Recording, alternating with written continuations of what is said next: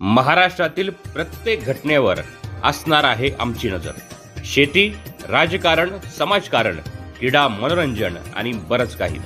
आपण पाहताय महाराष्ट्रातील वेगवान न्यूज चॅनल स्वराज्य लाईव्ह।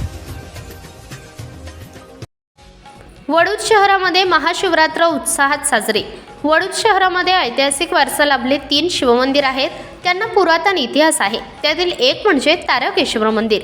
हे मंदिर वडूज शहराच्या पश्चिमेला फार वर्षांपासून आहे। हे सर्वांना पाहायला मिळत आहे। मूळ गावच्या डोंगर रांगातून येणाऱ्या नदीचा उगम झाला आहे। तीच नदी वडूज शहराच्या पश्चिमेकडून पूर्वेकडे वाहत आहे। याच नदीकाठी प्रसिद्ध परंतु भाविकांकडून दुर्लक्षित झालेले तारकेश्वर मंदिर आहे। आत्ताची ही येरळामाई नदी, तिचे ऐतिहासिक नाव वेदावती असे आहे। नुकताच या मंदिराचा जीर्णोद्धार केलेला आहे।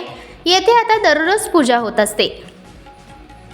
आजही तेथे भाविकांची भरपूर गर्दी होती। दुसरे ठिकाण म्हणजे गावच्या मध्यभागी असले श्री मल्लिकार्जुन मंदिर। हे पण पुरातन हेमाडपंथी मंदिर आहे। गावच्या मध्यभागी हे मंदिर असल्यामुळे सर्व भाविक आपल्या श्रद्धेने आणि आपुलकीने ते उपस्थित असतात व त्या शिवमंदिरात जाऊन आशीर्वाद घेतात। तेथेही आज शिवलीलामृत ग्रंथाचे पारायण होते। भाविकांनी त्या ग्रंथाचाही लाभ घेऊन तो पठण केला। तेथेही भाविकांनी आज तोबा गर्दी केली होती। तिसरे आहे श्री काशी वीरेश्वर मंदिर। हे मंदिर येरळा नदीच्या उत्तर दिशेला आहे। तेथेही 3 दिवस चालू असले शिवलीलामृत ग्रंथाचे पारायण झाले आहे व त्याची समाप्ती आज महाशिवरात्री दिवशी होत आहे। भाविकांनी त्या पारायणात सहभाग घेऊन महादेवाचे आशीर्वाद घेतले। आज या मंदिरामध्ये प्रसाद म्हणून खिचडीचे वाटप केले गेले।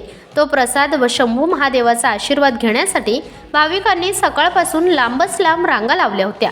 महाशिवरात्रीच्या दुसऱ्या दिवशी उपवास सोडण्यासाठी भोजनाची व्यवस्था केली असते। शहरातील सर्व भाविक याचा लाभ घेतात। स्वराज लाईव्हसाठी प्रतिनिधी दिलीप फडतरे, वडूज, सातारा।